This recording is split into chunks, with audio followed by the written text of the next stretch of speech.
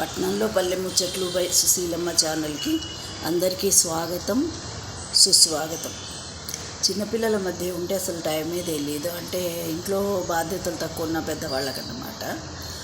మా మనవడి గురించి ఒకటి రెండు విషయాలు మీ అందరితో పంచుకోవాలని ఈ వీడియో చేస్తున్నాను. మా అమ్మాయి కొడుకు రాము, వాడు ఇప్పుడు 1వ క్లాస్ అన్నమాట. వాడు ఏం చేశాడంటే స్కూల్కి ఇది ఎల్కేజీ అంతా వాడు ఆన్లైన్ స్కూల్లో చదివాడు.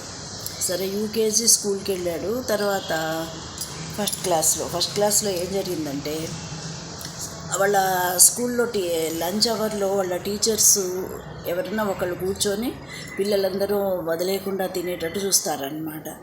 అయితే అట్లాగే ఒకరోజు టీచర్ అలా చూస్తూ ఉంది. అందరూ తిన్నాక టిఫిన్ బాక్స్ టీచర్కి చూపించి క్లోజ్ చేసి తీసుకెళ్ళిపోవాలన్నమాట. సరే మా మనవాడి వంతు వచ్చింది. ఆ రోజు వాళ్ళమ్మ వాడికి చపాతీ పెట్టిందనమాట. వాడికి తినే ఇంట్రెస్ట్ లేదు. అప్పుడు వాడు ఏం చేశాడంటే, ఊహించండి చూద్దాం వాడు ఏం చేస్తుంటాడో. ఇలాగే ఇదివరకు నేను మొదట్లో వీడియోస్ చేసినప్పుడు నాకు అంత ఐడియాలకి ఏం చేసేదాన్నంటే, ఒకరోజు ఇలాగే సస్పెన్స్ చెప్పెట్టి మరుసటి రోజు ఇలా చేశాడంటూ చెప్పేదాన్ని అనమాట. ఒక ఆవిడ కామెంట్ పెట్టింది, అది ఇప్పటికీ నేను మర్చిపోలేను.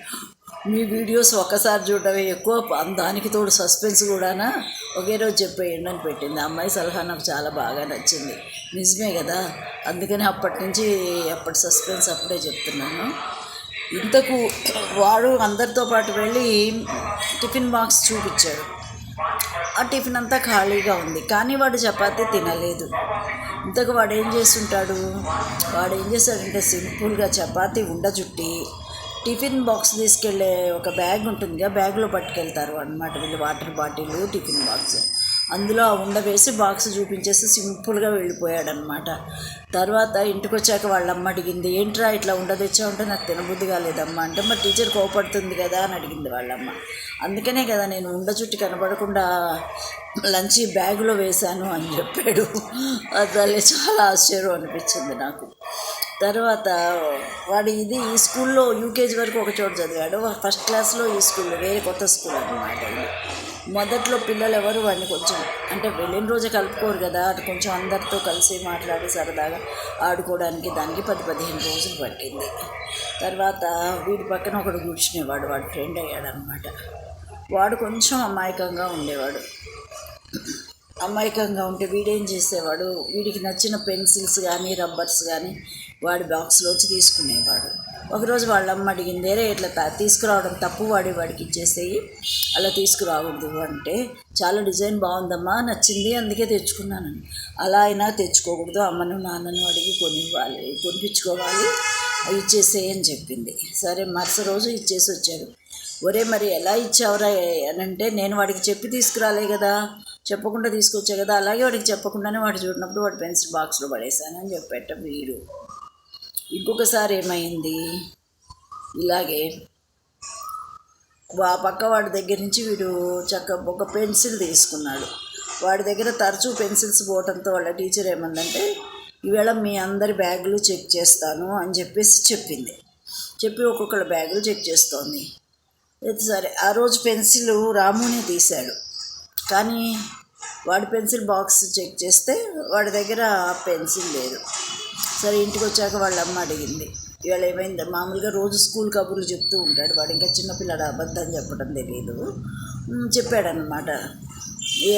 ఇవాళ ఏంటి స్కూల్ కబుర్లు అని చెప్పి అడిగితే, ఇవాళ టీచర్ అందరి పక్క పిల్లవాడి పెన్సిల్స్ పోతున్నాయని అందరి బ్యాగులు చెక్ చేసిందమ్మా అంటే, ఎవరు తీశారు అంటే, నేనే తీశాను అన్నాడు. మరి టీచర్ నిన్ను అందరి ఎదుట నిలబెట్టలేదా, నువ్వు పప్పిషేం అవ్వలేదా అని అడిగింది వాళ్ళమ్మ.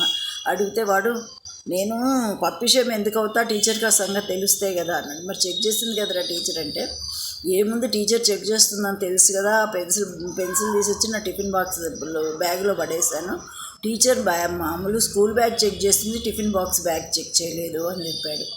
చిన్నపిల్లల తెలివితేటలు ఇలా ఉంటాయండి. వాళ్ళకి తెలివితేటలు అంత ఉండవు అనుకుంటాం, కానీ సమయస్ఫూర్తి అనేది చిన్నపిల్లలకు కూడా ఉంటుంది. తర్వాత వాళ్ళమ్మ చెప్పింది, అలా వేరే వాళ్ళకి తీస్తే తప్పు, పాపం వస్తుంది, అది ఇది అని చెప్పి తర్వాత వాడు మానేశాడు.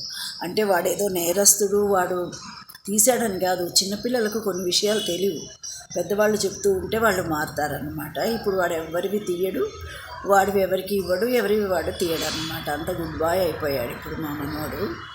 సరే, ఈవేళకి ఇవేనండి సంగతులు.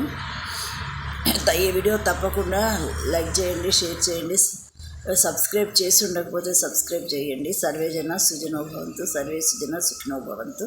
నమస్కారం.